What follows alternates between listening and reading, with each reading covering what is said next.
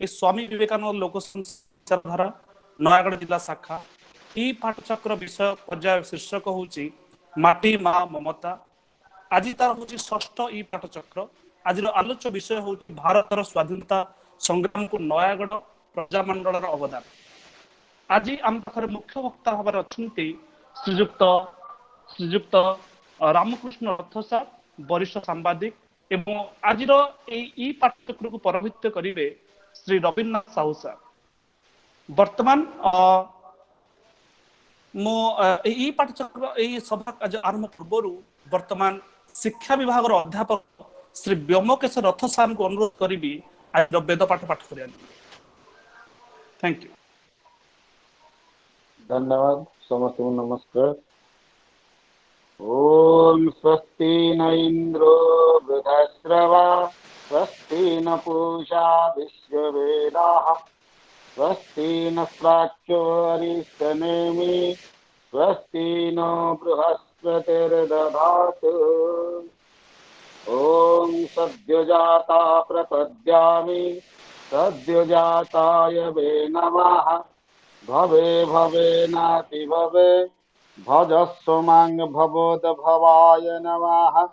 ओम वामदेवाय नमो ज्येष्ठाय नमो श्रेष्ठाय नमो कालाय नमो दलविकरणाय नमो बलाय नमो बलविकरणाय नमो नमो सर्वभूत दमनाय नमो मनमनाय नमो नमः।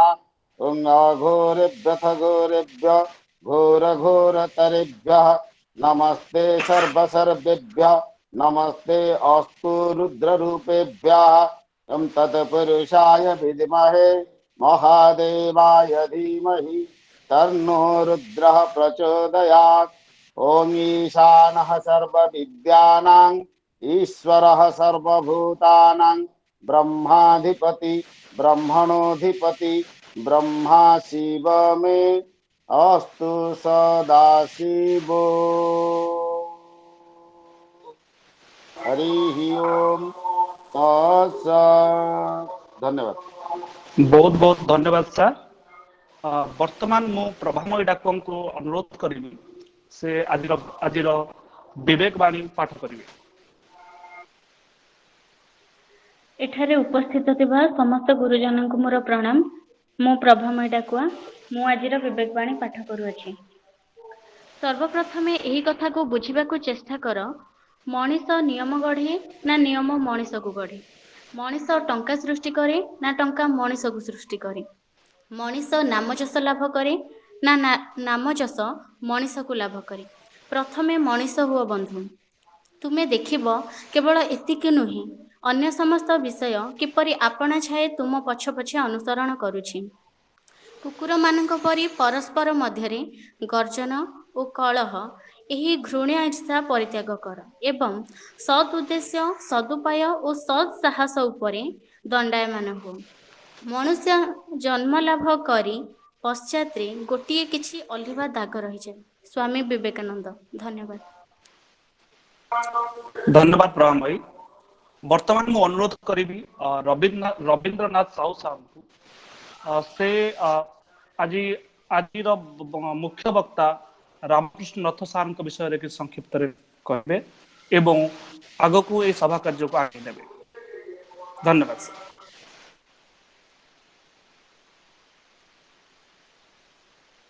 स्वामी विवेकानंद लोक संसद विचारधारा विभाग नयागढ़ जिला शाखा रो आज षष्ठ ई पाठचक्र उपस्थित समस्त को मोर यथामान्य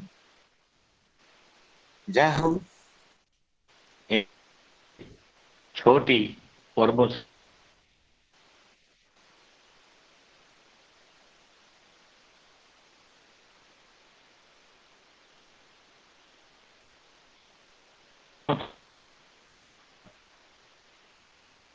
आज जो आमर शीर्षक रही माटी माँ ममतार तार प्रसंग रही भारत स्वाधीनता संग्राम को नयागढ़ प्रजामंडल अवदान।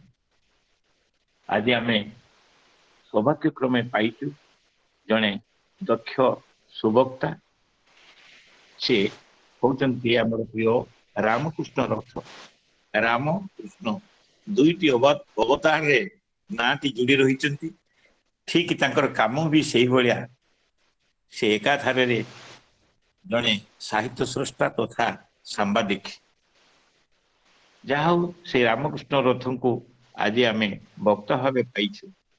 ସେ ବର୍ତ୍ତମାନ ନୟାଗଡ଼ ସମ୍ବାଦ ସାହିତ୍ୟ ଘର ଶାଖାର ସମ୍ପାଦକ ଅଟନ୍ତି।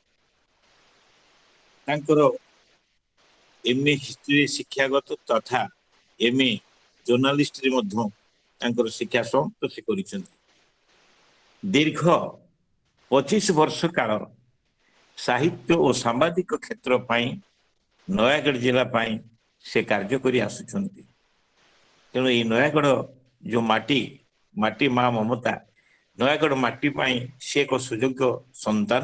ନୟାଗଡ଼ ମାଟିର ପରିଚୟ ତାଙ୍କର ବକ୍ତବ୍ୟ ତାଙ୍କର କାର୍ଯ୍ୟଧାରାରୁ ବହୁ ବିସ୍ତୃତ। ସେ ମହାଶୟଙ୍କୁ ଆଜି ଆମେ ସୌଭାଗ୍ୟକ୍ରମେ ପାଇଛୁ। ଜିଲ୍ଲା ମହୋତ୍ସବ ସ୍ମରଣିକାରେ ସମ୍ପାଦନା ମଣ୍ଡଳୀରେ ସେ ମଧ୍ୟ ସଦସ୍ୟ ରହିଛନ୍ତି। ଓଡ଼ିଶା ରାଜ୍ୟ ମୁକ୍ତ ବିଦ୍ୟାଳୟ ନୟାଗଡ଼ର ଶିକ୍ଷାଦାନ କ୍ଷେତ୍ରରେ ସେ ମଧ୍ୟ ଅଂଶଗ୍ରହଣ କରନ୍ତି।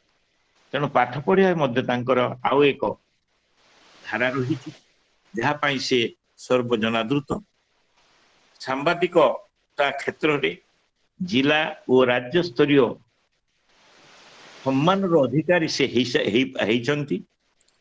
ବର୍ତ୍ତମାନ ଯେତେ ସରକାରୀ ହଉ ବା ବେସରକାରୀ ହଉ, ସମସ୍ତ ଯୋଜନାର ଯୁବ ସମାଜ ପାଇଁ ସେ ଉଜ୍ଜସ୍ୱନୀ ବକ୍ତବ୍ୟ ଦେବାରେ ଧୁରନ୍ଧର ପ୍ରବୀଣ।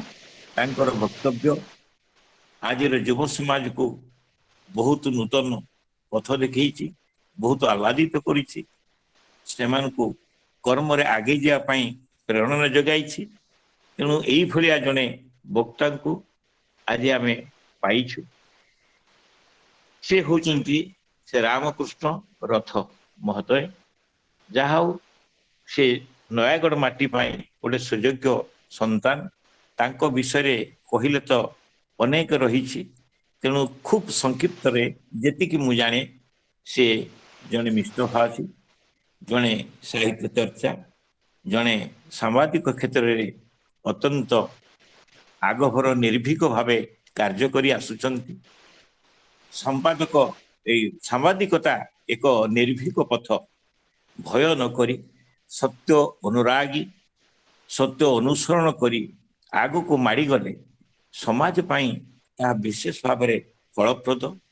ଗତକାଲିର ବି ଏଇଭଳିଆ ଗୋଟେ ମୟୂରଭଞ୍ଜ ଜିଲ୍ଲା ପାଇଁ ରହିଥିଲା ଯେ ସମାଜ ପାଇଁ ସାମ୍ବାଦିକତାର ଭୂମିକା ଉପରେ ଗୋଟେ ସୁନ୍ଦର ରହିଥିଲା, ଯାହାର ନିର୍ଯାସତାର ପ୍ରାକ୍ଟିକାଲି ବା ତାର ଫଳସ୍ୱରୂପ ଆଜି ଆମେ ଆଉ ଜଣେ ସାମ୍ବାଦିକ ବନ୍ଧୁକୁ ଆମ ଗହଣରେ ପାଇଛୁ। ତେଣୁ ସାମ୍ବାଦିକର ଗୋଟେ କୌଣସି ନିର୍ଦ୍ଦିଷ୍ଟ ସଂଜ୍ଞା ନଥାଏ। ସାମ୍ବାଦିକତା ସହିତ ଅନ୍ୟାନ୍ୟ ଯଦି ଯୋଗ୍ୟତା ଗୁଡ଼ାକ ବେଶ ପରିପୃଷ୍ଟ ହେଇଥାଏ, ତାହେଲେ ସମାଜ ପାଇଁ ସେ ଆହୁରି ଫଳପ୍ରଦ ହେଇଥାଏ। ତେଣୁ ଆମର ଯେ ରାମକୃଷ୍ଣ ରଥ ମହୋଦୟ ଶିକ୍ଷା ଦୀକ୍ଷାରେ ସେ ମାର୍ଜିତ ଏବଂ ତାଙ୍କର ସୁମଧୁର ବକ୍ତବ୍ୟରେ ସମସ୍ତଙ୍କୁ ସେ କରନ୍ତି ଅନୁପ୍ରାଣିତ। ଯାହା ହଉ ଆଜି ସେଇଭଳି ଜଣେ ସୁଯୋଗ୍ୟ ବକ୍ତାଙ୍କୁ ଏ ନୟାଗଡ଼ ମାଟି ମା ମମତା ପାଇଁ ପାଇଛୁ। ମୁଁ ତାଙ୍କୁ ଆଉ ବିଳମ୍ବ ନ କରି ଆମନ୍ତ୍ରଣ କରୁଛି, ସେ ଆଜି ଆସି ତାଙ୍କର ବକ୍ତବ୍ୟ ରଖନ୍ତୁ। ସୁନ୍ଦର ବକ୍ତବ୍ୟ। ଭାରତର ସ୍ୱାଧୀନତା ପାଇଁ କେତେ ଆତ୍ମବଳି କିଏ କଣ ଦେଇଛନ୍ତି, କିନ୍ତୁ ନୟାଗଡ଼ର ଏଇ ଯୋଉ ପ୍ରଜାମଣ୍ଡଳ ମାନଙ୍କର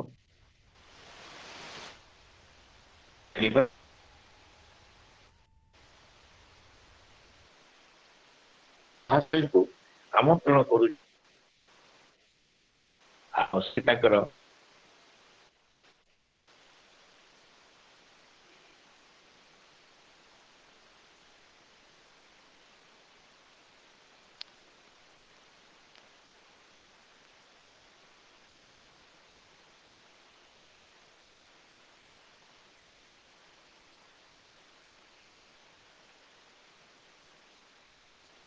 हेलो हेलो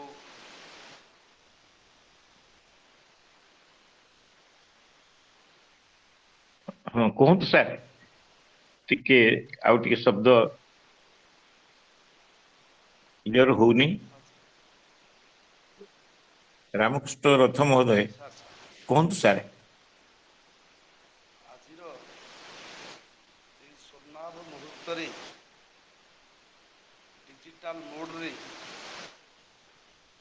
ଏକ ମହନୀୟ କାର୍ଯ୍ୟକ୍ରମ ସ୍ୱାମୀ ବିବେକାନନ୍ଦ ଲୋକ ସଂସଦ ବିଚାରଧାରା ନୟାଗଡ଼ ଜିଲ୍ଲା ଶାଖା ତରଫରୁ ଅନୁଷ୍ଠିତ ହେଉଥିବାରୁ ଜଣେ ଭଲ ଲୋକଙ୍କ ନାଁରେ ଆଉ କ'ଣ ମନ୍ଦ କାମ ଚାଲନ୍ତା? ବିବେକାନନ୍ଦଙ୍କ ପରି ସାମଗ୍ରିକ ବିଶ୍ୱ ବିଦିତ ମାନବକୁ ନେଇ ତାଙ୍କର ଲୋକ ସଂସଦ ନାମରେ ଚାଲିଥିବା ଲୋକ ସଂସଦ ବିଚାରଧାରା ନୟାଗଡ଼ ଜିଲ୍ଲା ଶାଖାକୁ ତାଙ୍କର ମାଟି ମା ମମତାର କାର୍ଯ୍ୟକ୍ରମକୁ ଏବଂ ଷଷ୍ଠ ଇ ପାଠଚକ୍ର ଭାରତର ସ୍ୱାଧୀନତା ସଂଗ୍ରାମକୁ ନୟାଗଡ଼ ପ୍ରଜାମଣ୍ଡଳର ଅବଦାନ କାର୍ଯ୍ୟକ୍ରମ ପାଇଁ ଅଶେଷ ଅଶେଷ ଧନ୍ୟବାଦ ନିବେଦନ କରୁଛି ଏବଂ ମହାପ୍ରଭୁଙ୍କ ନିକଟରେ ଏ ଅନୁଷ୍ଠାନର ବୟସ ବୃଦ୍ଧି କାମନା କରୁଛି। ତେବେ ଏହି ଷଷ୍ଠ ଇ ପାଠଚକ୍ର କାର୍ଯ୍ୟକ୍ରମର କେନ୍ଦ୍ରୀୟ ସମ୍ଭାଗ ସ୍ୱାମୀ ବିବେକାନନ୍ଦ ଲୋକ ସଂସଦର ସମ୍ପାଦକ ସମ୍ମାନନୀୟ ରବୀନ୍ଦ୍ରନାଥ ସାହୁ ମହୋଦୟ ଆଜିର ଏଇ ଯେଉଁ କାର୍ଯ୍ୟକ୍ରମକୁ ଗୋଟେ ସୁନ୍ଦର ଭାବରେ ଚମତ୍କାର ଢଙ୍ଗରେ ସଂଯୋଜନା କରିଥିବା ବିବେକାନନ୍ଦ ଯୁବ ସଂସଦ ନୟାଗଡ଼ ଶାଖାର ଜିଲ୍ଲା ସଂଯୋଜକ ଦିବ୍ୟଦେଶ ବିଶ୍ୱାଳ ମହୋଦୟ ଏବଂ ଆଜି ଏଠାରେ ଏହି ଭର୍ଚୁଆଲ କାର୍ଯ୍ୟକ୍ରମରେ ସାମାଜିକ ବାର୍ତ୍ତା ଦେଉଥିବା କାର୍ଯ୍ୟକ୍ରମ ଜନମତକୁ ସୁବିଚାରଧାରାରେ ପରିଚାଳିତ କରି ଜନମାନସରେ ଏକ ଭଲ ବାର୍ତ୍ତା ସୃଷ୍ଟି କରି ସମାଜରୁ ଅହିଂସାମୁଖୀ ମାର୍ଗଦର୍ଶନ ପାଇଁ କାର୍ଯ୍ୟ କରୁଥିବା ସ୍ୱାମୀ ବିବେକାନନ୍ଦ ଲୋକ ସଂସଦର ଏହି କାର୍ଯ୍ୟକ୍ରମରେ ଯୋଗ ଦେଇଥିବା ସମସ୍ତ ବିଜ୍ଞ ପ୍ରାଜ୍ଞ ମାନଙ୍କୁ ମୁଁ ଶ୍ରଦ୍ଧାର ସହ ନମସ୍କାର ଅର୍ପଣ କରୁଛି। ତେବେ ଆଜିର ବିଷୟ ହେଉଛି ଭାରତର ସ୍ୱାଧୀନତା ସଂଗ୍ରାମ ନୟାଗଡ଼ ପ୍ରଜାମଣ୍ଡଳର ଅବଦାନ। ଭାରତୀୟ ସ୍ୱାଧୀନତା ସଂଗ୍ରାମ ଠାରୁ ବଳକା ସଂଗ୍ରାମ ବିଶ୍ୱରେ ନାହିଁ।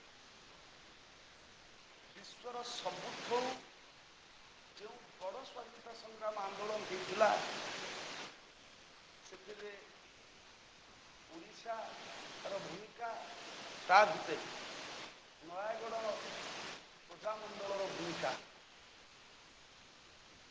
ଏ ସମ୍ପର୍କରେ ବିଶ୍ଳେଷଣାତ୍ମକ ତଥ୍ୟ ଦେବା ପାଇଁ ମନେ କରେ। ନୟାଗଡ଼ର ପ୍ରଜାମଣ୍ଡଳ ଆନ୍ଦୋଳନ କହିଲେ ଯେତେବେଳେ ରଜାମାନେ ଶାସନ କରୁଥିଲେ ଏବଂ ସେମାନେ ଇଂରେଜମାନଙ୍କର ପ୍ରରୋଚନାରେ ଆମର ପ୍ରଜାମାନେ ଅତ୍ୟାଚାର କରୁଥିଲେ, ବ୍ୟକ୍ତିକରଣ ହେଉଥିଲେ, ବିଭିନ୍ନ ପ୍ରକାର ଅକଥନୀୟ ଦୁର୍ଦ୍ଦଶାମାନଙ୍କୁ ଠେଲି ଦେଉଥିଲେ, ପ୍ରଜାମାନଙ୍କର କୌଣସି ସ୍ୱାଧୀନତା ନଥିଲା। ତେଣୁ ପ୍ରକାରାନ୍ତରେ ଇଂରେଜମାନେ ପରୋକ୍ଷ ଭାବରେ ଆମ ପ୍ରଜାମାନଙ୍କୁ ଶାସନ କରୁଥିଲେ। ରଜାଙ୍କୁ ନିଜର ବନ୍ଧା କୁକୁର ଭାବରେ ବ୍ୟବହାର କରି ରଜାମାନେ ମଧ୍ୟ ଆମକୁ ଅକଥନୀୟ ଅତ୍ୟାଚାରକୁ ଠେଲି ଦେଉଥିଲେ। ତାକୁ ପ୍ରତିରୋଧ କରିବା ପାଇଁ ନୟାଗଡ଼ରେ ପ୍ରଜାମଣ୍ଡଳ ଗଠନ କରାଗଲା।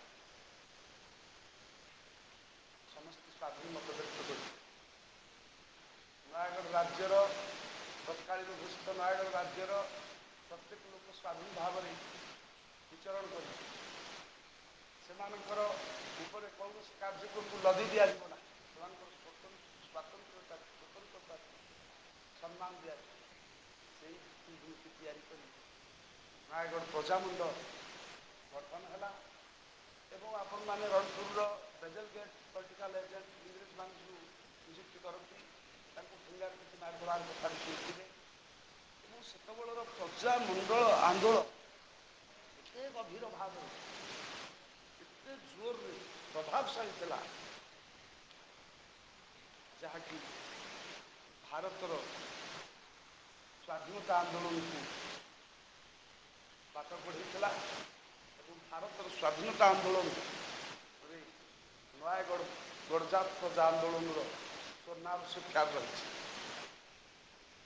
ଏତେ ପ୍ରଭାବଶାଳୀ ପ୍ରଜା ଆନ୍ଦୋଳନ ରହିଥିଲା, ସେତେବେଳେ ଗୋଟେ ଶବ୍ଦ ବ୍ୟବହାର ହେଇଥିଲା ଯେ ପ୍ରଜାମାନେ ଏତେ ସଶକ୍ତ ହୋଇଥିଲେ ଯେ ପ୍ରଜା ମିଳିପାରେ, ଗୋଟେ ଶବ୍ଦ ସେତେବେଳେ ବହୁଳ ଭାବରେ ପ୍ରଚାରିତ ହେଇଥିଲା।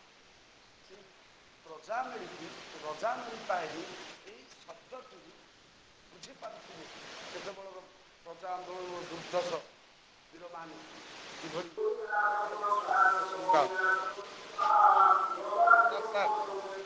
ସାର୍ ବୋଧେ କୌଣସି କାରଣବଶତଃ ଠିକ ସେ ଶୁଭୁନି। ଆଜ୍ଞା ଆଜ୍ଞା ସାର୍ ହଁ ହ୍ୟାଲୋ ହଉ ହଁ ସାର୍ ହ୍ୟାଲୋ ଠିକ ସେ ଶୁଭୁନି ଏବେ। ହ୍ୟାଲୋ ହ୍ୟାଲୋ ସାର୍ ଏବେ ଠିକ ଶୁଭିଲା ସାର୍। ଏବେ ଯାହା ନା କହୁଥିଲି ଶୁଣୁନାହାନ୍ତି। ସାର୍ ବହୁତ କମ ଶୁଭୁଥିଲା, ମାନେ ପୁରା ମାନେ ଭଲସେ ଶୁଭୁ ନଥିଲା। ଆଚ୍ଛା ହଉ ହଉ ସାର୍ ହଉ ତେବେ ଆଜ୍ଞା ସାର୍ ଏବେ ପ୍ରଜା ଆନ୍ଦୋଳନର ଏହି କଠୋର ନିଷ୍ପତ୍ତି ରଜାମାନଙ୍କ ବିରୁଦ୍ଧରେ ସ୍ୱାଧୀନତା ଆନ୍ଦୋଳନରେ ନୟାଗଡ଼ର ସ୍ୱାର୍ଥ ଦୃଷ୍ଟିରୁ ଶାସନଗତ ପରିବର୍ତ୍ତନ କଲେ। ମହାତ୍ମା ଗାନ୍ଧୀଙ୍କ ନେତୃତ୍ୱରେ ଭାରତବର୍ଷରେ ଯେଉଁ ସ୍ୱାଧୀନତା ଆନ୍ଦୋଳନ 1921 ମସିହାରେ ହେଲା, ନୟାଗଡ଼ ଉପରେ ତାର ସମ୍ୟକ ପ୍ରଭାବ ପଡ଼ିବାରୁ ବିଶେଷତଃ ମହାତ୍ମାଜୀଙ୍କର ବୋଲଗଡ଼ ଆଗମନ ନୟାଗଡ଼ର କେତେ ଲୋକଙ୍କୁ ଉଦ୍ବୁଦ୍ଧ କରିଥିଲା। ସେହିଦିନୁ ଗାନ୍ଧୀଜୀଙ୍କ ଚରଖା ଆନ୍ଦୋଳନ ସହ ସମ୍ପୃକ୍ତ ହୋଇ ନୟାଗଡ଼ର ହଜାର ହଜାର ଲୋକ ସୂତା କାଟିଥିଲେ। ନିକଟସ୍ଥ ବାଉଁଶିଆ ଗ୍ରାମର ମୁରାର ତ୍ରିପାଠୀ ନାମକ ପଣ୍ଡିତ ଗୋପବନ୍ଧୁ ଦାସଙ୍କ ନେତୃତ୍ୱରେ ଅସହଯୋଗ ଆନ୍ଦୋଳନରେ ଝାସ ଦେଲେ। ପ୍ରତିମଙ୍ଗରାଜ ସରକାରୀ ଅତ୍ୟାଚାରର ପ୍ରତିବାଦ କରି ଚିରଦିନ ପାଇଁ ନିର୍ବାସିତ ହେଲେ। ଓଡ଼ଗାଁର ନାରାୟଣ ନନ୍ଦ ପୋଷ୍ଟମାଷ୍ଟର ଥାଇ ନିଜ ହାତରେ ଅରଟରେ ସୂତା କାଟି ଖଦଡ଼ ପିନ୍ଧିବା ହେତୁ ତାଙ୍କ ଘର ଖାନତଲାସ ହେଲା। ତାଙ୍କର ଅରଟ ଖଣ୍ଡକୁ ମଧ୍ୟ ବାଜ୍ୟାପ୍ତି କରି ତାଙ୍କୁ ପୋଷ୍ଟମାଷ୍ଟର ଚାକିରିରୁ ଅନ୍ତର କରାଗଲା, ବାହାର କରିଦିଆଗଲା। ଏବଂ ଏଥିସହ ତାଙ୍କର ଯେଉଁ ପୁରୁଷାନୁକ୍ରମିକ ରଘୁନାଥଜୀଉଙ୍କର ସେବା ପୂଜା ଥିଲା, ସେଇ ଚାକିରିରୁ ମଧ୍ୟ ତାଙ୍କୁ ବାହାର କରିଦିଆଗଲା। ତାଙ୍କର ସେବା ଜମି ତାଙ୍କଠାରୁ ମଧ୍ୟ ଉଠେଇ ନିଆଗଲା। ଏଥିରୁ ଜଣାପଡ଼ୁଛି ଯେ ଆନ୍ଦୋଳନ ସାମଗ୍ରିକ ଭାବରେ ଯାଇ ଭାରତୀୟ ସ୍ୱାଧୀନତା ସଂଗ୍ରାମ ଆନ୍ଦୋଳନକୁ ପ୍ରେରଣା ଯୋଗାଇଲାଣି। ମହାତ୍ମା ଗାନ୍ଧୀ ଆସିଲେଣି ବୋଲଗଡ଼ଠୁ କାର୍ଯ୍ୟକ୍ରମ ଆରମ୍ଭ ଏବଂ ଭାରତ ସ୍ୱାଧୀନତା ସମ୍ପର୍କରେ ବିଚାର, ସ୍ୱାଧୀନତା ଆନ୍ଦୋଳନରେ ତାର ପ୍ରଭାବ କ'ଣ ନା, ବିଶ୍ୱଯୁଦ୍ଧ ଯେତେବେଳେ ସରିଲା 1945 ମସିହାରେ ଇଂଲଣ୍ଡରେ ସଂଯୁକ୍ତ ଦଳ ସରକାର ଗଠନ ହେଲା। ଏହି ପ୍ରଜା ଆନ୍ଦୋଳନର ଖବର ସେମାନଙ୍କ ନିକଟରେ ପହଞ୍ଚିଲା, ତେଣୁ ସେମାନେ ବି ପ୍ରଭାବିତ ହେଲେ। ଫଳରେ 1946 ମସିହାରେ ଓଡ଼ିଶା ବିଧାନସଭା ନିର୍ବାଚନରେ ସହଯୋଗ କରିବାକୁ ପ୍ରାଦେଶିକ କଂଗ୍ରେସ କମିଟି ସଭାନେତ୍ରୀ ମାଳତୀ ଚୌଧୁରୀଙ୍କ ଅନୁରୋଧ କ୍ରମେ କେତେକ ପ୍ରଜାମଣ୍ଡଳ କର୍ମୀ ନିର୍ବାଚନ ପ୍ରଚାର ଉଦ୍ଦେଶ୍ୟରେ ପୁରୀ ଆଉ ଗଞ୍ଜାମ ଜିଲ୍ଲା ଗଲେ। ରାଜ୍ୟ ଭିତରେ ରହି କାର୍ଯ୍ୟ କରିବା ପାଇଁ ମଧ୍ୟ କେତେକ କର୍ମୀ ରହିଲେ। 16/1/1946 ଦିନ ନୟାଗଡ଼ ପ୍ରଜାମଣ୍ଡଳର ଅତ୍ୟାଚାରିତ କର୍ମୀମାନଙ୍କୁ ଶୃଙ୍ଖଳିତ ଉଦ୍ଦେଶ୍ୟରେ ଶ୍ରୀମତୀ ମାଳତୀ ଚୌଧୁରୀ ନୟାଗଡ଼ ଆସିଲେ। ତାଙ୍କ ସହିତ ବନମାଳୀ ପଟ୍ଟନାୟକ ଏବଂ ଗୌରାଙ୍ଗ ଚରଣ ଦାସ ମଧ୍ୟ ଆସିଥିଲେ। ମାଳତୀ ଦେବୀଙ୍କର ଆଗମନ ନୟାଗଡ଼ବାସୀଙ୍କ ମନରେ ବିପୁଳ ଉତ୍ସାହ ଉନ୍ମାଦନା ସୃଷ୍ଟି କଲା। ଇଟାମାଟି ଥାନାଠାରୁ ବିପୁଳ ସମ୍ବର୍ଦ୍ଧନାର ସହିତ ଶ୍ରୀମତୀ ମାଳତୀ ଦେବୀ ପ୍ରମୁଖଙ୍କୁ ଗୁଡ଼ିପଡ଼ା ଯିବା ବାଟରେ ଇଟାମାଟି, ଲାଠିପଡ଼ା, ଆଡ଼ଚର, ହରିପୁର, ବିମିଶର ଗ୍ରାମମାନଙ୍କରେ ମଧ୍ୟ ଭବ୍ୟ ସମ୍ବର୍ଦ୍ଧନା ଦିଆଗଲା। ରାତ୍ର 10 ଘଣ୍ଟା ଯେତେବେଳେ ହେଲା, ଗୁଡ଼ିପଡ଼ାଠାରେ ଏକ ବିରାଟ ସାଧାରଣ ସଭାରେ ମାଳତୀ ଦେବୀଙ୍କୁ ଅଭିନନ୍ଦନ କରାଗଲା। ସେ ନିଜ ନିର୍ଘଣ୍ଟ ମତେ ନୟାଗଡ଼ର 2 ଦିନ ଗସ୍ତ କରି ଆନ୍ଦୋଳନରେ ଯେଉଁମାନେ ଅତ୍ୟାଚାରିତ, କ୍ଷତିଗ୍ରସ୍ତ ଗ୍ରାମ ଏବଂ ବ୍ୟକ୍ତିମାନଙ୍କୁ ଶଙ୍ଖୁଳି ଫେରିବା ପରେ ନୟାଗଡ଼ରେ ବଡ଼ ବଡ଼ ସଭାମାନ କରିବାରେ କୌଣସି ଆଉ ଅସୁବିଧା ହେଲାନି ମାଳତୀ ଚୌଧୁରୀ। ଉତ୍ସାହ ଯେପରି ଦେଖାଗଲା ତାଙ୍କୁ ଠିକ୍ ଭାବରେ ସଂଗଠିତ ନ କଲେ ଏହା ଅବାଟରେ ଯିବାର ସମ୍ଭାବନା ଦେଖି କର୍ମପନ୍ଥା ନିର୍ଦ୍ଧାରଣ ପାଇଁ 25/1/1946 ଦିନ ପ୍ରଜାମଣ୍ଡଳ କାର୍ଯ୍ୟକାରୀ କମିଟିର ପ୍ରତି ଥାନା ପାଇଁ ଗୋଟିଏ ଗୋଟିଏ ଆଡହକ୍ ପ୍ରଜାମଣ୍ଡଳ ଥାନା କମିଟି ଗଠନ କଲେ ଓ 10,000 ପ୍ରଜାମଣ୍ଡଳ ସଭ୍ୟ ସଂଗ୍ରହ କରିବା ପାଇଁ ସ୍ଥିର କଲେ। ମାଳତୀ ଦେବୀଙ୍କ ନୟାଗଡ଼ ପରିଦର୍ଶନ ପରେ ରାଜ୍ୟରେ ଯେଉଁ ଜନଜାଗରଣ ଦେଖାଦେଲା, ଇଂରେଜ ସରକାର ଶାସନ ପରିବର୍ତ୍ତନ ଉଦ୍ଦେଶ୍ୟରେ ଯେଉଁ କଥାବାର୍ତ୍ତା ଚଳେଇଲେ, ତାପରେ ନୟାଗଡ଼ ରାଜା ରାଜ୍ୟରେ ଶାସନତାନ୍ତ୍ରିକ ପରିବର୍ତ୍ତନ ପାଇଁ ନୟାଗଡ଼ ଗୋଟେ ଆସେମ୍ବଲି ପ୍ରତିଷ୍ଠା କରିବାକୁ 16/2/46 ଘୋଷଣା କଲେ। এই ଆସେମ୍ବଲିର ସ୍ପିକରଙ୍କୁ ମିଶାଇ 15 ସଭ୍ୟଙ୍କ ମଧ୍ୟରୁ ସ୍ପିକରଙ୍କୁ ମିଶାଇ 7 ଜଣ ରାଜା ମନୋନୀତ କରିବେ। ବିଭିନ୍ନ ସ୍ୱାର୍ଥରେ 8 ଜଣ ଲୋକଙ୍କ ଦ୍ୱାରା ନିର୍ବାଚିତ ହେବେ। ମନୋନୀତ ସଭ୍ୟଙ୍କ ମଧ୍ୟରୁ 2 ଜଣ ମନ୍ତ୍ରୀ ରହିବେ। ଏମିତି ଗୋଟେ ଆଇନ ତିଆରି କରାଗଲା। ଏଭଳି ଏକ କ୍ଷମତାହୀନ ଆସେମ୍ବଲି ପରାମର୍ଶଦାତା କମିଟିରେ ରହି ଅପଦସ୍ଥ ହେବା ଅପେକ୍ଷା ପ୍ରଜାମଣ୍ଡଳ ଏଟାକୁ ଗ୍ରହଣ କଲାନି, ପ୍ରତ୍ୟାଖ୍ୟାନ କରିଦେଲା। ଏହାପରେ ରାଜା ନୟାଗଡ଼ ପାଇଁ ଗୋଟେ ପବ୍ଲିକ ସର୍ଭିସ କମିଶନ, ଗୋଟିଏ ପିରାନୀ, ସେତେବେଳେ ଆଉ ଗୋଟିଏ ପିଅନ ନିଯୁକ୍ତି ପାଇଁ ସ୍ୱୀକାର କଲେ, ନିଯୁକ୍ତି କଲେ ଏବଂ ଏଥିରେ ଜଣେ ବେସରକାରୀ ଲୋକ ରଖିବାକୁ ବ୍ୟବସ୍ଥା କଲେ। ପ୍ରଜାମଣ୍ଡଳ କର୍ମୀ ନାରାୟଣ ନନ୍ଦଙ୍କୁ ବେସରକାରୀ ସଦସ୍ୟ ଭାବେ ଗ୍ରହଣ କରି ତାଙ୍କୁ ନୋଟିସ୍ ଦେବାର ଉକ୍ତ ପଦ ଗ୍ରହଣ ନ କରିବା ପାଇଁ ପ୍ରଜାମଣ୍ଡଳ ନାରାୟଣଙ୍କୁ ନିର୍ଦ୍ଦେଶ ଦେଲେ। ନାରାୟଣ ନନ୍ଦ ପ୍ରଜାମଣ୍ଡଳ ନିର୍ଦ୍ଦେଶକୁ ଅମାନ୍ୟ କରିବାରୁ ତାଙ୍କୁ ପ୍ରଜାମଣ୍ଡଳରୁ ବାହାର କରିଦିଆଗଲା। ମାତ୍ର କିଛି ଦିନ ପରେ ନାରାୟଣ ନନ୍ଦଙ୍କୁ ପବ୍ଲିକ ସର୍ଭିସ କମିଶନ ଅସାରତା ଉପଲବ୍ଧି କରି ସେଥିରୁ ଇସ୍ତଫା ଦେଇ ପୁଣି ପ୍ରଜାମଣ୍ଡଳରେ ଯୋଗ ଦେଇଥିଲେ। ଦେଶର ଏହି ଘଡ଼ିସନ୍ଧି ମୁହୂର୍ତ୍ତରେ ପ୍ରଜାଙ୍କର ଆସେମ୍ବଲି ଗଠନର ଘୋଷଣା, ପ୍ରଜାମଣ୍ଡଳ ତାହାକୁ ପ୍ରତ୍ୟାଖ୍ୟାନ କରିବା ଇତ୍ୟାଦିକୁ କେନ୍ଦ୍ର କରି ପ୍ରଜାମଣ୍ଡଳ ପକ୍ଷରୁ ରାଜ୍ୟ ସାରା ବଡ଼ ବଡ଼ ସଭାମାନ କରାଯାଇ ରାଜାଙ୍କ ଶାସନର ନିନ୍ଦା କରିବା ଏବଂ ମନ୍ତ୍ରିମଣ୍ଡଳ ପ୍ରଜାମଣ୍ଡଳରେ ସଭ୍ୟ ସଂଗ୍ରହ କାର୍ଯ୍ୟ ଜୋରସୋର ଚାଲିଲା। ଏଠି କହି ରଖେ ଏ ଦରବାର ପକ୍ଷେ ରାତ୍ରଦାହ ହେବାରୁ ଏଇ ଯେଉଁ 25/3/46 ଦିନ ଦଣ୍ଡବିଧି ଆଇନର 144 ଧାରାରେ ଶ୍ରୀଧର ଦାସଙ୍କ ଉପରେ ଜାରି ହେଲା। ରାଜାଙ୍କର ଏତାଦୃଶ କାର୍ଯ୍ୟରେ ପ୍ରଜାମଣ୍ଡଳ କର୍ମୀ ଓ ଜନସାଧାରଣ ମଧ୍ୟରେ ଉତ୍ତେଜନା ସୃଷ୍ଟି କଲା। ରାଜ୍ୟ ସାରା ଜନ ଦୁଃଖ ବହାଲା। କର୍ମୀମାନଙ୍କ ଦ୍ୱାରା ବଡ଼ ବଡ଼ ସଭାମାନ ରାଜାଙ୍କର ଉକ୍ତ କାର୍ଯ୍ୟର ନିନ୍ଦାବାଦ କରିବା ସଙ୍ଗେ ସଙ୍ଗେ ଶୋଭାଯାତ୍ରା ମାଧ୍ୟମରେ ବିକ୍ଷୋଭ ପ୍ରଦର୍ଶନ କରି ନୟାଗଡ଼ର ତତ୍କାଳୀନ ଚିଫ୍ ମିନିଷ୍ଟର ଶ୍ରୀଧର ଦାସଙ୍କ ଉପରୁ 144 ଧାରା ଉଠାଇଦେଲେ।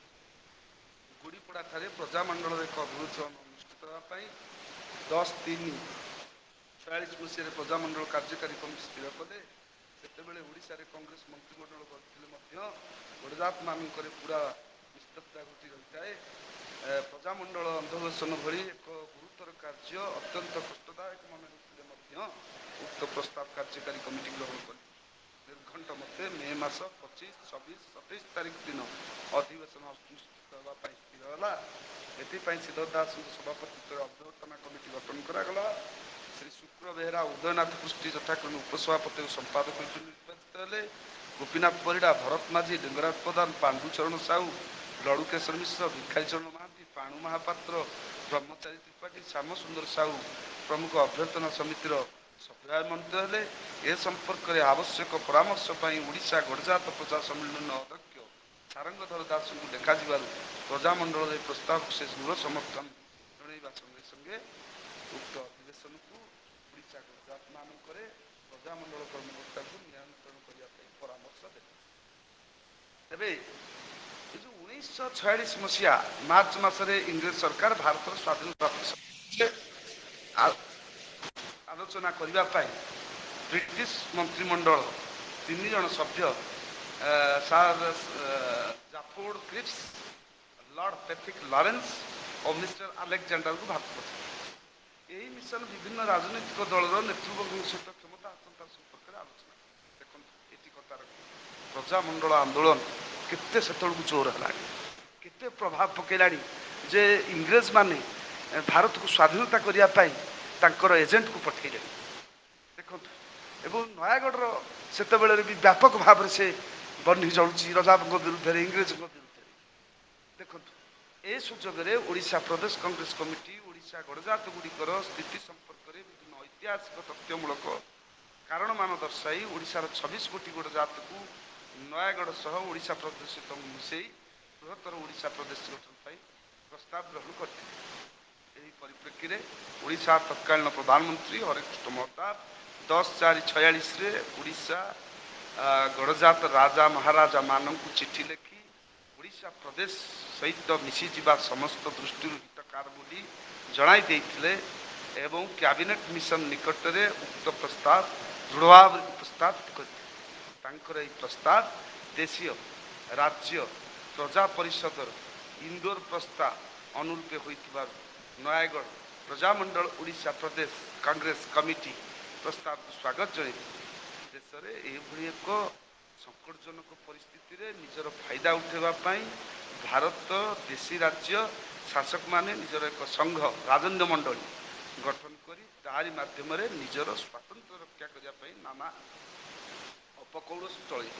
अपकौशल ओडिशार पाटणा महाराजा राजेंद्र नारायण सिंहदेव कलाहांडी महाराजा प्रताप केशरी देव सड़ईकल राजा एपी सिंहदेव पूर्व भारतीय गणजात को एकाठी कले गोटे फेडराल यूनियन गठन पर जोरसोर उद्यम चले। फेडराल यूनियन प्रजामंडल कर्मी मैंने तीव्र विरोध करता। इंदोर प्रस्ताव मते 20 लाख रु कम लोक संख्या किंबा 50 लाख रु कम आय करुवा गणजात गुड़ी शासन सांस्कृतिक सुविधा दृष्टि ओडिशा प्रदेश सहित मिसई देवाई नयागढ़ प्रजामंडल स्थिर करी जनसंगठन कार्य लगिले एवं तंग संगे गादी छाड़ापी राजा को आह्वान कर जनमत सृष्टि कले एवं परिशेष से सफल हेले। देखु जो आलोचना मुझे कली छुट्टी आलोचना मो स्वास्थ्य टी भल ना मझे मझे खास हो आहरी व्यापक भाव में अन्य केत आलोचना करे देखु माने यही जो 44 टू 46 भितर एत व्यापक है भारत स्वाधीनता संग्राम आंदोलन चली इंग्रेज मान विरुद्ध में एमानकर समर्थन से आहरी व्यापक भाव प्रसार कले इंग्रेज माने राजा माने देशीय राजा माने बेणुकूल दुर्बल हेले जोटा कि स्वाधीनता को भात देखला तेणु एम निश्चित भाव में कहीपर जे भारतर स्वाधीनता संग्राम आंदोलन में नयागढ़ प्रजामंडल अवदान स्वर्णाव अवदान बहुल अवदान अस्वीकार कर स्वर्णाव अवदान जो नयागढ़ गणजात एक स्वतंत्र सम्मान रही नयागढ़ जिले में गोटे थुआबारी ग्राम अच्छी महिपुर निकट जार प्रत्येक परिवार स्वाधीनता संग्राम आंदोलन में प्रत्येक लोक थुआबारी ग्राम भारतीय स्वाधीनता प्रजामंडल आंदोलन माध्यम भारतीय स्वाधीनता संग्राम घरे घरे स्वाधीनता संग्रामी यह भारत वर्ष एक विरल घटना। तेरे ये आलोचना परिप्रेक्षी में मुझे प्रजामंडल नयागढ़ प्रजामंडल किछि त्यागकृत सेनानी नाम आपण निकट में कही रखुची जहाँ विभिन्न परीक्षा प्रश्न पचरा जाए तेणु लिखिदेले भल हम कि प्रजामंडल सभापति जो मान नेतृत्व में राजन्य राजा माने थरी उठिले इंग्रेज पलैया बाध्य होता से जो प्रजामंडल सभापति थे से मध्य बादशाही सेनापति श्रीधर दास लक्ष्मण महारणा नारायण नंद अस्थायी सभापति अरक्षित साहू अस्थायी सभापति एवं जो प्रजामंडल आंदोलन होता भारत स्वाधीनता संग्राम से जो मैंने नयागढ़ शहीद होते से भितर कुशबिड़ार कष्टी डाकुआ थुआबारी कंडूरी परिडा थुआबारी बुद्धि परिडा थुआबारी दया बेहरा कोठबणर सदाशिव षडंगी और थुआबारी खती साहू जी कि से दिन वर्तमान सुधा निरुद्दिष्ट अच्छे सूचना एवं विभिन्न समय नयागढ़ प्रजामंडल आंदोलन को आगे नापी स्वाधीनता संग्राम कार्यक्रम निजर संश्लिष्टता को आहरी व्यापक करने सुसंकलित करने कार्यकारी कमिटी प्रजामंडल नयागढ़ होता से भरत नायक नारायण नंद कुबेर साहू सुदर्शन जनार्दन सुखी, हरिबंधु आचार्य, ईश्वर पाटजोशी, लक्ष्मण साहू, काशीनाथ पंडा, शुक्र बेहेरा, पद्मनाभ बेहेरा, अरकित साहू, सारंगधर आचार्य, भरत साहू, सुदाम बारिक, श्रीजुक्त विकारी चरण पंडा, ब्रजबंधु शतपथी, गोदावरी मिश्र, सदाशिव षडंगी, मदन मोहन जेना, त्रिलोचन दास, लड़ू बेहेरा, उदयनाथ पुष्टि, कुशिया प्रधान, पुनिया मल्लिक, नरोत्तम मल्लिक, मुंशी साहेब खां, आनंद चंद्र स्वाई, रघुनाथ जानी, दामोदर बेहेरा, रामकृष्ण अधिकारी, भुवनेश्वर राजगुरु, सुदर्शन पुष्टि, नरसिंह नंद, भागवत जानी, महादेव नंद समेत आहुरी अनेक स्वाधीन चेता मातृभूमि की भल पाउथिबा स्वाधीनता संग्राम आत्मबलिदान से निस्वार्थपर भारत मातर सेवा पाई स्वाधीनता पाई अवदान एवं नयगढ़ विशेषकर नयगढ़ प्रजामंडल कर्मी मानकर भारतीय स्वाधीनता संग्राम को आगे नापी दृढ़ीभूत करने जो महोदय संश्लिष्टता प्रतापादन करते नयगढ़ प्रजा आंदोलन छुआबारिकार गोटे ग्राम जार प्रत्येक घर स्वाधीनता संग्राम में झांस देते जहाँ भारत वर्ष विरल ये एक परिवेश मध्य आम निश्चित भाव में कहीपर भारतीय स्वाधीनता संग्राम आंदोलन नयगढ़ प्रजामंडल विशेषकर प्रजामंडल आंदोलन महानता रखे भारत स्वाधीनता संग्राम आगे नबारे नयगढ़ प्रजामंडल आंदोलन निश्चित एक मार्गदर्शक एवं देश को स्वाधीनता देवाई एक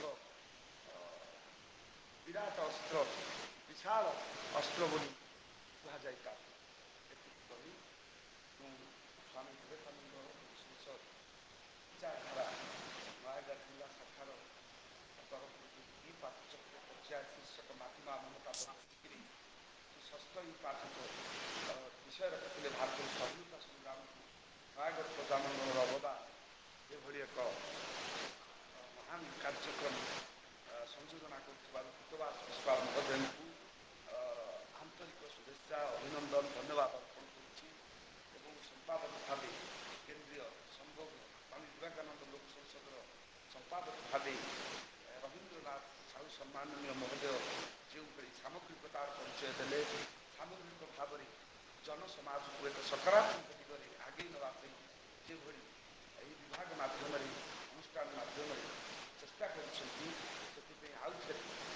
बारंबार हृदय गभीरतम प्रदेश धन्यवाद अर्पण करने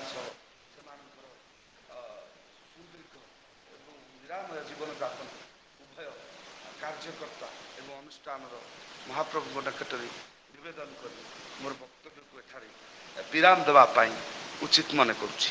धन्यवाद, नमस्कार।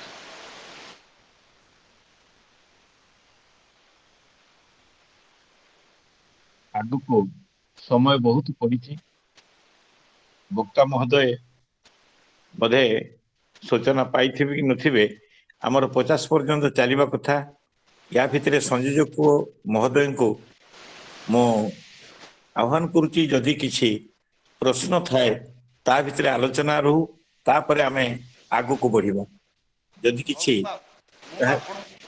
रवि साहब हेलो हाँ कहतु रवि साहब मु कहूची आपण जो आमे प्रजामंडल किसी सभापति ना देले आगे ताकू लिखि दबाटा ठीक हबो ताकू लिखि दबाटा हाँ। ठीक हबो। हाँ हाँ हेलो ना हम सारे वक्तव्य 50% जारी रहिबा कथा ता भितर जदि हाँ हम कहि हाँ दउची आउरी जे सर सर स्वल्पता मु जानि नथिली तेणु मु सर कहि दउची आउरी एवं आमे टिके जिबा जे जतेबेले गणजात प्रजा आंदोलन प्रभाव रे भारत की स्वाधीन है जो भारत गणजात प्रजा आंदोलन है स्वाधीनता संग्राम आंदोलन को दृढ़ीभूत कला से आगे इंग्रेज माने देश छाड़ी गले से जो भारतर प्रथम स्वाधीनता दिवस है से प्रथम स्वाधीनता दिवस आउ एमाने जो गणजात थे स्वाधीन है राजा शासन आउ ना से परिस्थिति कौन था ନୟାଗଡ଼ର ଅବସ୍ଥା କ'ଣ ଥିଲା ସେହି ପରିପ୍ରେକ୍ଷୀରେ ମୁଁ ଏଠି ସୂଚନା ଦେବା ପାଇଁ ଚାହେଁ। ଇଂରେଜ ସରକାର ଭାରତବର୍ଷକୁ ସ୍ୱାଧୀନତା ଦେବା ପାଇଁ ଆଇନ ପାସ୍ କରିଥିଲେ। 15/8/46 ଦିନ ଔପନିବେଶିକ ସ୍ୱାଧୀନତା ଦେବା ସଙ୍ଗେ ସଙ୍ଗେ କ୍ଷମତା ହସ୍ତାନ୍ତର କରିବା ପାଇଁ ଘୋଷଣା କଲେ। ଉକ୍ତ ଆଇନରେ ଗଡ଼ଜାତ ମାନଙ୍କର 8 କୋଟି ଲୋକଙ୍କର ସାର୍ବଭୌମ କ୍ଷମତାକୁ ଇଂରେଜ ସରକାର ଅସ୍ୱୀକାର କରି ଉକ୍ତ ଅଧିକାର 662 ଜଣ ରାଜାଙ୍କ ହସ୍ତରେ ଅର୍ପଣ କଲେ। ରାଜାମାନେ ଏହି ସୁବର୍ଣ୍ଣ ସୁଯୋଗରେ ଭାରତ ଓ ପାକିସ୍ତାନ ଭଳି ଏକ ସ୍ୱାଧୀନ ରାଷ୍ଟ୍ର ଗଠନ କରିବାର କଳ୍ପନା କରି ଯୋଜନାମାନ ପ୍ରସ୍ତୁତ କରିବାରେ ଲାଗିଲେ। ଗଣତନ୍ତ୍ର ଯେଉଁମାନେ ଧ୍ୱଜାଧାରୀ ଇଂରେଜ ସରକାରଙ୍କର ଏଭଳି ଅଗଣତାନ୍ତ୍ରିକ ଅପକୌଶଳ ପଣ୍ଡ କରିବା ପାଇଁ ଗଡ଼ଜାତ ମାନଙ୍କରେ ପ୍ରବଳ ଜନବିକ୍ଷୋଭ ପ୍ରକାଶ ପାଇଲା, ଯାହା ନୟାଗଡ଼ ଗଡ଼ଜାତ ଯାହା ବିରୁଦ୍ଧରେ ଉତ୍ତେଜନା ପ୍ରଜାମଣ୍ଡଳ ଆନ୍ଦୋଳନ କର୍ମୀମାନଙ୍କ ମଧ୍ୟରେ ଚରମ ସୀମାକୁ ଯାଇଥିଲା। ଇଂରେଜ ସରକାର ଛାଡ଼ି ଯାଇଥିବା ସାର୍ବଭୌମତ୍ୱ କ୍ଷମତାକୁ ଯେକୌଣସି ଉପାୟ ଲୋକମାନଙ୍କର ହାତକୁ ଆଣିବା ପାଇଁ ପ୍ରଜାମଣ୍ଡଳ ଗୁଡ଼ିକ ପ୍ରସ୍ତୁତ ହୋଇ ରହିବାକୁ ନିଖିଳ ଭାରତ ଲୋକ ପରିଷଦ ନିର୍ଦ୍ଦେଶ ଦେବାରୁ ନୟାଗଡ଼ ପ୍ରଜାମଣ୍ଡଳ ଚରମ ଆନ୍ଦୋଳନ ପାଇଁ ପ୍ରସ୍ତୁତ ହୋଇ ରହିବାକୁ ନୟାଗଡ଼ର ଜନସାଧାରଣଙ୍କୁ ନିର୍ଦ୍ଦେଶ ଦେଲେ। ଦେଖନ୍ତୁ, ପୁରା ସ୍ୱାଧୀନ ହେବ 1947 ଅଗଷ୍ଟ 15 ପାଳନ, କିନ୍ତୁ 46 ପୂର୍ବରୁ କେମିତି ଗୋଟେ ମିଛ ସ୍ୱାଧୀନତା ଘୋଷଣା କରିକି ତାକୁ କେମିତି ନୟାଗଡ଼ ଗଡ଼ଜାତ ପ୍ରଜା ଆନ୍ଦୋଳନର ଦୁର୍ଦ୍ଦଶ କର୍ମୀମାନେ ପ୍ରଥମ ବିରୋଧ କରିବା ଆରମ୍ଭ କଲେ। ପ୍ରଜାମଣ୍ଡଳର ଏହା ଏକ କ'ଣ ସ୍ୱାଧୀନତା ସଂଗ୍ରାମକୁ ବାଟ ଦେଖାଇ ବିରୋଧ କଲେ। ମିଛ ସ୍ୱାଧୀନତା ଘୋଷଣା ହେଇଛି, ପ୍ରକୃତ ସ୍ୱାଧୀନତା ଆହୁରି ବାକି ଅଛି, ତାକୁ ଧରିକି ଯେତେବେଳେ ନୟାଗଡ଼ ପ୍ରଜାମଣ୍ଡଳ କର୍ମୀମାନେ ବିରୋଧ ଆରମ୍ଭ କଲେ, ଏହା ଏକ ସ୍ୱାଧୀନତା ସଂଗ୍ରାମକୁ ଆନ୍ଦୋଳନ ଦେଖେଇଲାନି, ସାରା ଓଡ଼ିଶା ସାରା ରାଜ୍ୟକୁ ବାର୍ତ୍ତା ଦେଲାନି କି ପ୍ରଜାମଣ୍ଡଳର ଇଟାମାଟି ଅଧିବେଶନରେ ଗୃହୀତ ପ୍ରସ୍ତାବ ତୁରନ୍ତ କାର୍ଯ୍ୟକାରୀ କରିବା ପାଇଁ ସଙ୍ଗେ ସଙ୍ଗେ ନିର୍ବାଚିତ ପ୍ରତିନିଧିମାନଙ୍କୁ ମଧ୍ୟବର୍ତ୍ତୀକାଳୀନ କ୍ଷମତା ହସ୍ତାନ୍ତର କରିବା ପାଇଁ ପ୍ରଜାମଣ୍ଡଳ ସଭାପତି ନୟାଗଡ଼ ରାଜାଙ୍କୁ ଦାବିପତ୍ର ଦେଲେ। ରାଜା କୌଣସି ଉତ୍ତର ନ ଦେଇ ନୀରବ ରହିବାରୁ ପ୍ରଜାମଣ୍ଡଳ ପକ୍ଷରୁ ପୁନର୍ବାର ସ୍ମାରକପତ୍ର ଦିଆଗଲା। ନୟାଗଡ଼ ପ୍ରଜାମଣ୍ଡଳ ସ୍ମାରକପତ୍ରରେ ଉତ୍ତର ନ ମିଳିବାରୁ ପ୍ରଜାମଣ୍ଡଳର ଯିଏ ସଭାପତି 29/6/47 ଦିନ ଏକ ଚରମପତ୍ର ଦେଇ ରାଜାଙ୍କୁ ଜଣେଇଲେ ଇଟାମାଟି ଅଧିବେଶନ ଗୃହୀତ ପ୍ରସ୍ତାବ କ୍ରମେ ସପ୍ତାହ ମଧ୍ୟରେ ରାଜା ଯଦି କୌଣସି କାର୍ଯ୍ୟକ୍ରମ ଗ୍ରହଣ କରନ୍ତି ତାହେଲେ ପ୍ରଜାମଣ୍ଡଳ ନିଜ ଅଧିକାର ପ୍ରୟୋଗ କରିବାକୁ ବାଧ୍ୟ ହେବେ ଏବଂ ଭବିଷ୍ୟତରେ ଯେଉଁ ଅପ୍ରୀତିକର ପରିସ୍ଥିତି ଦେଖାଦେବ ସେଥିପାଇଁ ରାଜା ଦାୟୀ ରହିବେ। ଦେଶର ରାଜନୈତିକ ପରିସ୍ଥିତି ଦିନକୁ ଦିନ ବିଗିଡ଼ିଲା। ଇଂରେଜମାନଙ୍କ ବିରୁଦ୍ଧରେ ପ୍ରକାଶନ୍ତ୍ରୀ ରାଜାମାନଙ୍କ ବିରୁଦ୍ଧରେ ନୟାଗଡ଼ ପ୍ରଜାମଣ୍ଡଳ ଆନ୍ଦୋଳନ ମଧ୍ୟ ଆହୁରି ବ୍ୟାପକ ହେଲା, ତୀବ୍ର ହେଲା, ଯାହାର ଫଳସ୍ୱରୂପ ପ୍ରଜାମଣ୍ଡଳର ଦୁର୍ଦ୍ଦଶ ଘୋଷଣା ଶପଥ ତତ୍କାଳୀନ ପରିସ୍ଥିତିରେ ଉଦ୍ବିଗ୍ନ ହୋଇ ଭବିଷ୍ୟତ ଶାସନ ସମ୍ପର୍କରେ ଆଲୋଚନା କରିବା ପାଇଁ ପ୍ରଜାମଣ୍ଡଳର ସଭାପତି ଶ୍ରୀଧର ଦାସଙ୍କୁ ନିମନ୍ତ୍ରଣ କଲେ। ରାଜା କୃଷ୍ଣଚନ୍ଦ୍ର ସିଂଙ୍କର ନିମନ୍ତ୍ରଣ ପାଇବା ପରେ ସଭାପତି ପ୍ରଜାମଣ୍ଡଳ କାର୍ଯ୍ୟକାରୀ କମିଟି ଡାକି ବହୁ ଆଲୋଚନା ପରେ ରାଜାଙ୍କ ନିମନ୍ତ୍ରଣ ରକ୍ଷା କରି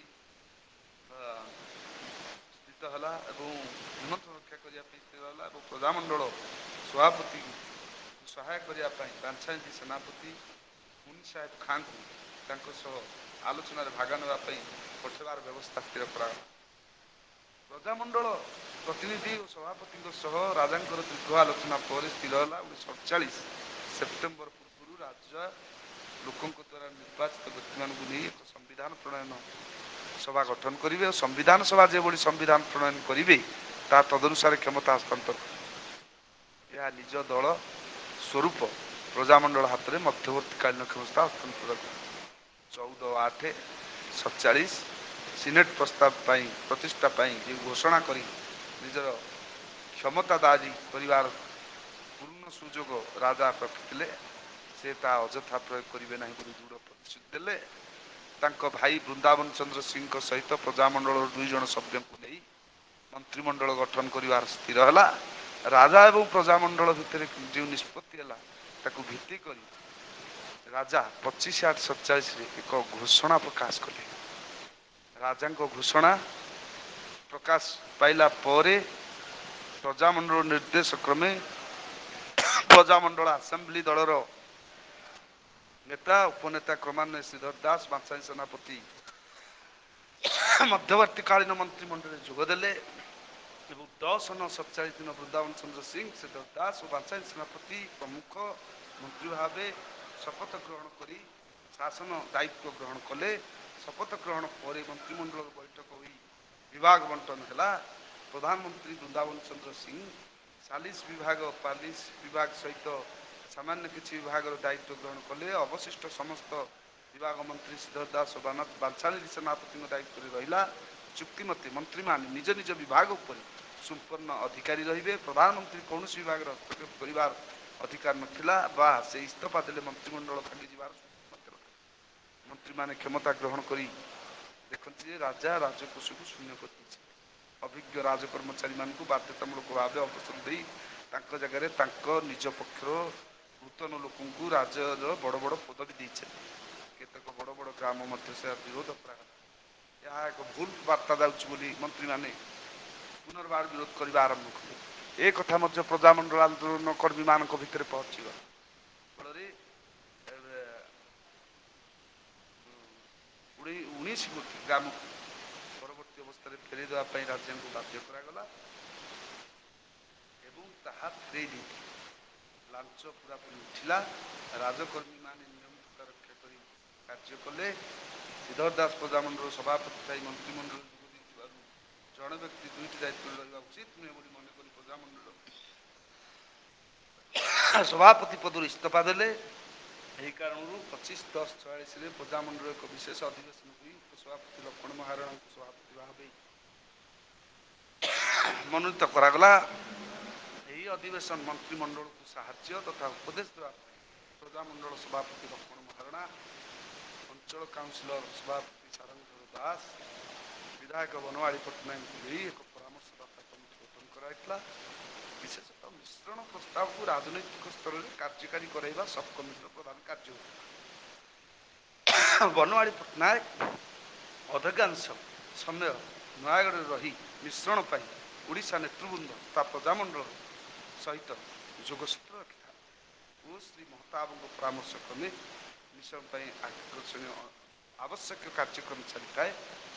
ତେବେ ଏହି ଆମେ ନିଷ୍କର୍ଷରେ ଉପନୀତ ହେଉଛି ଯେ ଏ ଆଲୋଚନା ଚକ୍ର କରିବାର ଉଦ୍ଦେଶ୍ୟଟି ହେଉଛି ଏ ଆଲୋଚନା ଚକ୍ରରୁ ବାରି ହେଇ ପଡ଼ୁଛି କେତେ ଶକ୍ତିଶାଳୀ ଥିଲେ ନୟାଗଡ଼ ପ୍ରଜାମଣ୍ଡଳ କର୍ମୀ, ପ୍ରଜାମଣ୍ଡଳର ନେତା ଏବଂ ସେମାନେ କିଭଳି ରାଜା ଅତ୍ୟାଚାରକୁ ବିରୋଧ କଲେ, ଇଂରେଜମାନଙ୍କୁ ହଟେଇବା ପାଇଁ ମଧ୍ୟ ବିରୋଧ କଲେ ରାଜ୍ୟରୁ ଏବଂ ଗଡ଼ଜାତ ପ୍ରଜା ଆନ୍ଦୋଳନକୁ ଏହା ମଧ୍ୟ କୁହାଯାଇପାରେ ଯେ ଇଂରେଜମାନଙ୍କ ବିରୁଦ୍ଧରେ ଏ ଆନ୍ଦୋଳନ ମଧ୍ୟ ବହୁତ ସାହାଯ୍ୟ କରିଛି ଏବଂ ଭାରତବର୍ଷର ସ୍ୱାଧୀନତା ସଂଗ୍ରାମ ସେପଟେ ସେମାନେ ସିଧାସଳଖ ଇଂରେଜମାନଙ୍କ ଅତ୍ୟାଚାରର ଶିକାର ହେଇକରି ଚାଲିଛନ୍ତି। ଏପଟେ ଏମାନେ ରାଜାଙ୍କ ମାଧ୍ୟମରେ ଇଂରେଜମାନଙ୍କ ଦ୍ୱାରା ପରିଚାଳିତ ହୋଇ ଏମାନେ ଅତ୍ୟାଚାରିତ ହେଉଛନ୍ତି। ତେଣୁ ମୋଟାମୋଟି ଭାବେ କେଉଁଠି ସାଲିସ କରିନାହାନ୍ତି। ମୁଁ ଯେତିକି ଅନୁସନ୍ଧାନ କରିକି ଜାଣିଛି ଶହୀଦ ମଧ୍ୟ ହେଇଛନ୍ତି ସେତେବେଳେ। ଏମିତି ନୁହେଁ ଯେ ଖାଲି ଆନ୍ଦୋଳନ ହେଇଛି, ଶହୀଦ ମଧ୍ୟ ରହିଛନ୍ତି। ସେମାନଙ୍କ ଭିତରୁ ସେମାନେ ନର ବି ଯାଇନାହାନ୍ତି। କାହାକୁ ଜେଲ ପଠାଇ ଦିଆଯାଇଛି, କାହାକୁ ଚାବୁକ ମାଡ଼ ଦିଆଯାଇଛି, କାହାକୁ ବେତ୍ରାଘାତ କରାଯାଇଛି। ତା ସତ୍ତ୍ୱେ ବି ସେମାନେ ନର ବି ଯାଇନାହାନ୍ତି ଦେଶ ମାତୃକାର ସେବା କରିବା ପାଇଁ। ଦେଶ ମାତୃକାର ସୁଯୋଗ୍ୟ ସନ୍ତାନ ହିସାବରେ ମାଟି ମାର ମମତାକୁ ଯେଉଁ ସ୍ୱାମୀ ବିବେକାନନ୍ଦ ଲୋକ ସଂସଦ ବିଚାରଧାରା ନୟାଗଡ଼ ଜିଲ୍ଲା ଶାଖାରେ ଯେଉଁ ମାଟି ମା ମମତା, ମାଟି ମା ମମତା ଯାହାର ନାହିଁ, ପ୍ରୀତି ନାହିଁ, ମାଟିକୁ ଯିଏ ସ୍ନେହ କରି माँ को जी भल पाई जानी ममता जाठारू बहु दूर पाखे स्नेह श्रद्धा शांति प्रेम आशा करवा जमी वृथा से माँ माटी ममतार उद्बुद्ध हो से बड़र गड़जात प्रजा आंदोलन महान योद्धा कर्मी माने माटी माँ ममता को रक्षा करने इंग्रेज को कबल माटी माँ को रक्षा करने जो ममतार निर्देशन देले भारत माटी उड़ीसा माटी नयागढ़ माटी माँ को सुरक्षा देवाई स्वाधीनता आनी देवाई इंग्रेज अत्याचार राजा मानकर अत्याचार रक्षा करने जो ममता देखले भारत स्वाधीनता संग्राम आंदोलन को आहरी दृढ़ीभूत करने नयागढ़ प्रजामंडल आंदोलन कर्मी मान जो महानता देखले से अमृत अम्लान आत्मा प्रति गभीर श्रद्धांजलि निवेदन करुछि एवं वर्तमान मध्य नयागढ़ जिले में विभिन्न अंचल सम्माननीय प्रणमीय प्रातः स्मरणीय स्वाधीनता संग्रामी माने प्राय 94-95 वर्ष उपनीत हो जीविका निर्वाह से जीवन बचाउछन्ति से आशीर्वाद कामना करुछि स्वामी विवेकानंद लोक संसद विचारधारा नयागढ़ जिला शाखार ई पाठचक्र तरफ जमी गोटे विचक्षण विषय से आज देते बहुत अनालोचित कथा एथर आलोचना करा जायछि विशेषकर मोर वर्तमान देहर मध्य ज्वर रही जेहेतु से तारीख समय निर्दिष्ट कर न रही भूल बार्ता जीव गोटे खराब परंपरा सृष्टि हम से बाध्य मुझे जोगदेली ना आहरी सुंदर आहरी भल भाव व्यापक भाव आलोचना करा जाई पारिथांता तेबे एसत मु स्वामी विवेकानंद लोक संसद विचारधारा नयागढ़ जिला शाखार समस्त सम्माननीय कर्मकर्ता कर्तृपक्ष को मोर स्नेह श्रद्धा सम्मान भल पाइबा निवेदन करुछि एवं सेमाने सदाई हुंतु सेमानकर शक्ति वृद्धि पाऊ प्रथम कही स्वामी विवेकानंद कौन छोटिया लोक अर्थ नुह उच्चता से ना जो उच्चारण करा आपण देखु से ना जो आप शुणुं आपणकर देहरे रोमांच सृष्टि हो तेणु विवेकानंद बाणी प्रथम से झील पाठ कले सुंदर वार्ताटी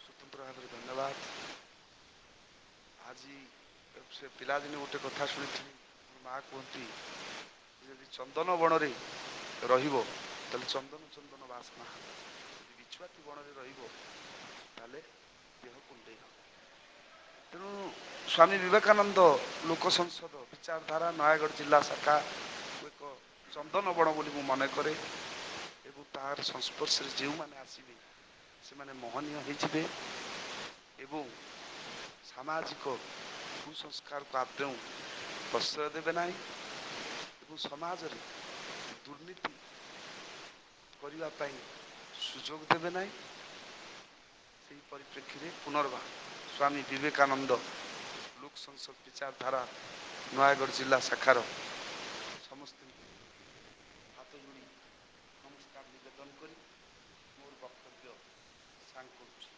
वंदे उत्कल जननी।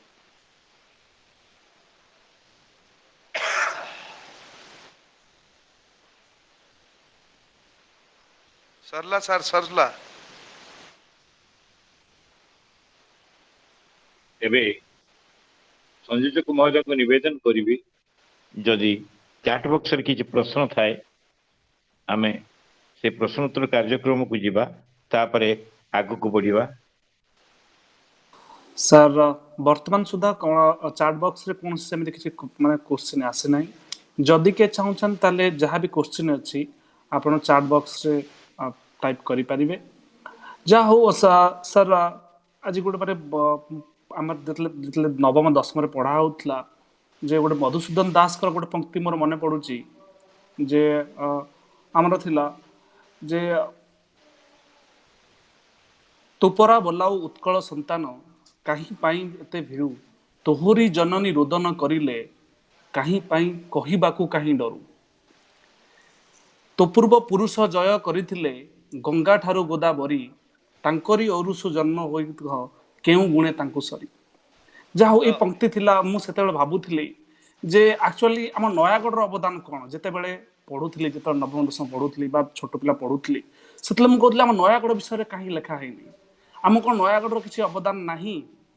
ଆକ୍ଚୁଆଲି ସାର୍ ଆପଣଙ୍କଠୁ ସେଇ ନୟାଗଡ଼ ଉପରେ ଶୁଣିକି ନୟାଗଡ଼ର ଏଇ ପ୍ରଜାମଣ୍ଡଳ ଏଇ ସ୍ୱାଧୀନତା ପାଇଁ ଯେ କୋଉ ଭଳି ଭାବରେ ମାନେ ନୟାଗଡ଼ ପ୍ରଜାମଣ୍ଡଳର ଅବଦାନ ରହିଛି ଆପଣ ତାକୁ ବହୁତ ଭଲ ଭାବରେ ନିଜର ଏତେ ଅଳ୍ପ ସମୟ ମଧ୍ୟରେ ଆମ ଉପରେ ଆମ ପାଖରେ ଉପସ୍ଥାପନା କରିଛନ୍ତି, ସେଥିପାଇଁ ବହୁତ ବହୁତ ଧନ୍ୟବାଦ। ବର୍ତ୍ତମାନ ସାର୍ ଏପର୍ଯ୍ୟନ୍ତ କୌଣସି ଆମ ପାଖରେ କୋଶ୍ଚିନ୍ ହସ୍ତଗତ ହେଇନାହିଁ। ସାର୍ ଏବେ ସାର୍ ଆପଣଙ୍କର ଅଭିଭାଷଣ କିଛି ରଖନ୍ତୁ। ରବୀନ୍ଦ୍ର ସାର୍। ପିତବାସ ବାବୁ, ଆଜ୍ଞା ସାର୍। ଟିକେ ମୁଁ ଏଠି ଆପଣ ଯେଉଁ ମଧୁସୂଦନ ଦାସଙ୍କର ଯେଉଁ ପଙ୍କ୍ତିଟିକି ଉଦ୍ଧାର କଲେ ସେଇ ପରିପ୍ରେକ୍ଷୀରେ ମୁଁ ବି ଗୋଟିଏ ପ୍ରଜାମଣ୍ଡଳର ଗୋଟେ କାର୍ଯ୍ୟକ୍ରମରେ ଉଦ୍ବୋଧ ହୋଇ ରାଜ୍ୟସ୍ତରୀୟ କାର୍ଯ୍ୟକ୍ରମରେ ଗୋଟିଏ କବିତାଟିଏ ଲେଖିଥିଲି, ଛୋଟିଆ କବିତାଟିଏ। ସେଇଟା ଆପଣଙ୍କୁ ମାନେ ପ୍ରଜାମଣ୍ଡଳ ଆନ୍ଦୋଳନର ଯେଉଁ କର୍ମୀମାନେ ତାଙ୍କର ଉଦ୍ଦେଶ୍ୟ କ'ଣ ଥିଲା ସେଥିପାଇଁ ମୋର କବିତାଟି ହେଲା ସଂଗ୍ରାମୀ ହୁଅ ସଂଗ୍ରାମ କର ସଂଗ୍ରାମେ ଅଛି ମଜା, ସଂଗ୍ରାମୀ ହୁଅ ସଂଗ୍ରାମ କର ସଂଗ୍ରାମେ ଅଛି ମଜା, ତେବେ ମାଡ଼ପିଟି କାହିଁକି ଗଣ୍ଡଗୋଳ କାହିଁକି ହେବା ପାଇଁ ଗୋଟେ ରଜା, ସଂଗ୍ରାମୀ ହୁଅ ସଂଗ୍ରାମ କର ସଂଗ୍ରାମେ ଅଛି ମଜା। ମୋର ସେ ଗୋଟେ ଆପଣ ମନେ ପକେଇଦେଲେ ଏଇ କଥାଟିକି। ସେଇଟା ଗୋଟେ କବିତା ଯେଉଁଟାକି ସେମାନଙ୍କ ଭିତରେ ଗୋଟେ ରୋଚକ ବୈପ୍ଳବିକ ପରିବର୍ତ୍ତନ ସୃଷ୍ଟି କରିପାରିବ ବୋଲି ମୁଁ ଆଶା କରୁଛି ଏବଂ ସେଇ ଉଦ୍ଦେଶ୍ୟରେ ମୁଁ ସେଇଠି ସେତେବେଳେ ଲେଖିଥିଲି। ଆଜ୍ଞା। ଅଶେଷ ଅଶେଷ ଧନ୍ୟବାଦ ରାମକୃଷ୍ଣ ରଥ ମହୋଦୟ।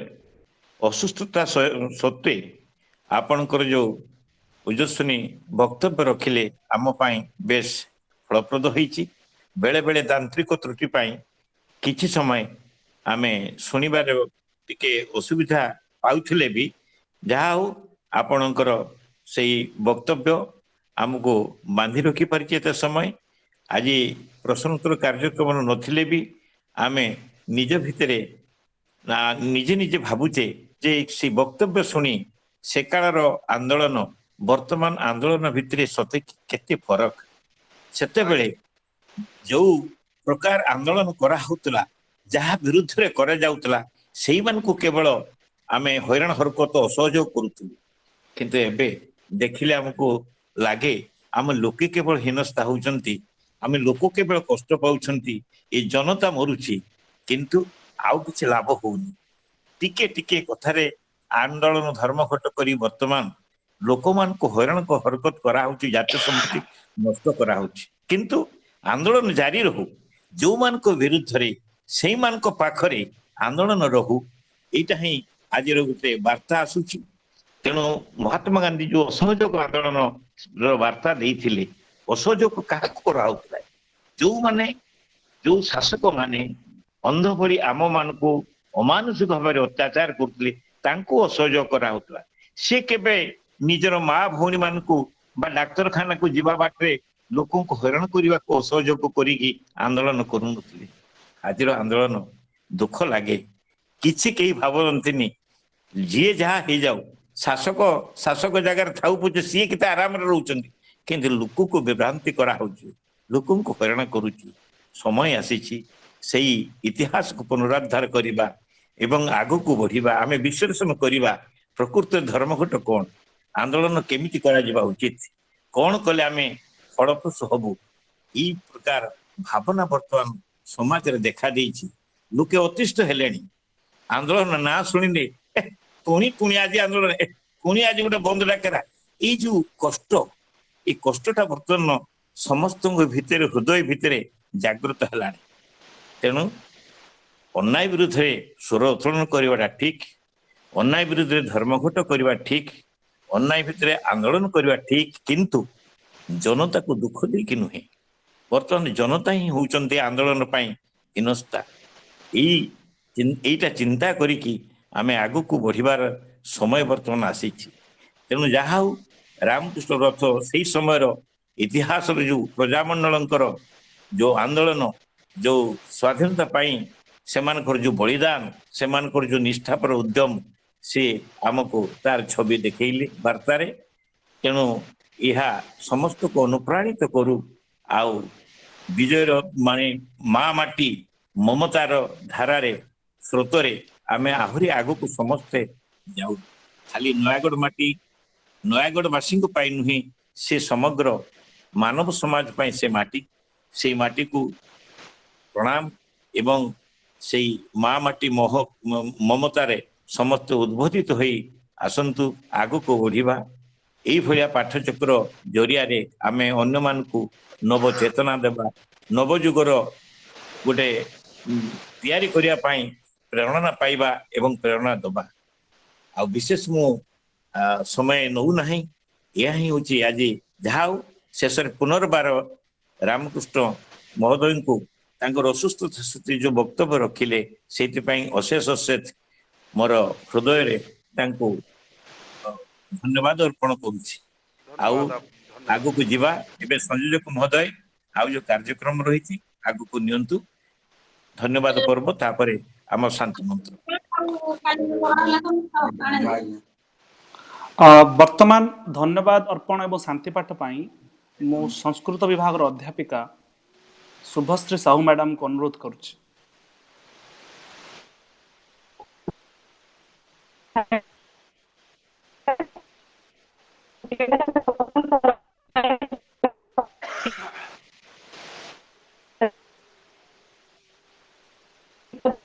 ମହୋଦୟ,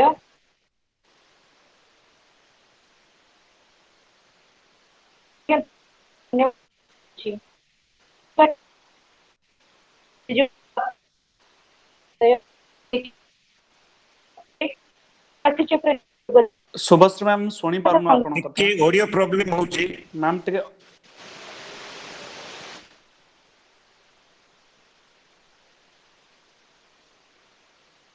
ଶୁଭଶ୍ରୀ ମ୍ୟାମ୍, ଆମେ ଆପଣଙ୍କ କଥା ଶୁଣି ପାରୁନାହୁଁ। ବୋଧେ କିଛି ମାନେ ଟେକ୍ନିକାଲ ପ୍ରୋବ୍ଲେମ ରହୁଛି। ଏବେ ଶୁଭୁଛି। Hello Subhashree madam. Subhashree madam,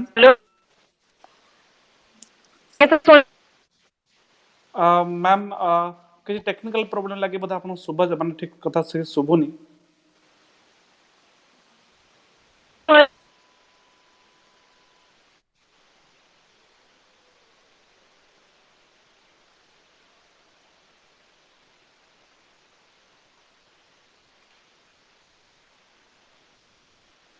ma'am left ହେଇକି ଆଉ ଥରେ ଜଏନ୍ ହୁଅନ୍ତୁ। ହ୍ୟାଲୋ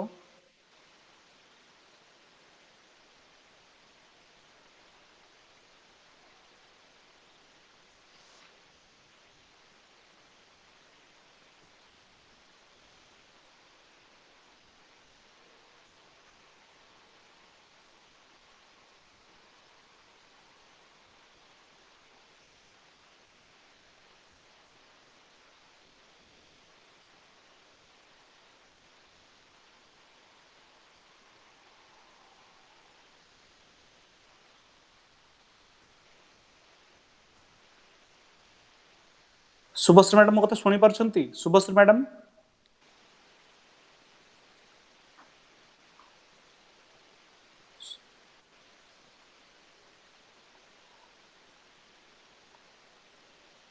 ଶୁଭଶ୍ରୀ ମ୍ୟାଡାମ ମୋ କଥା ଶୁଣି ପାରୁଛନ୍ତି?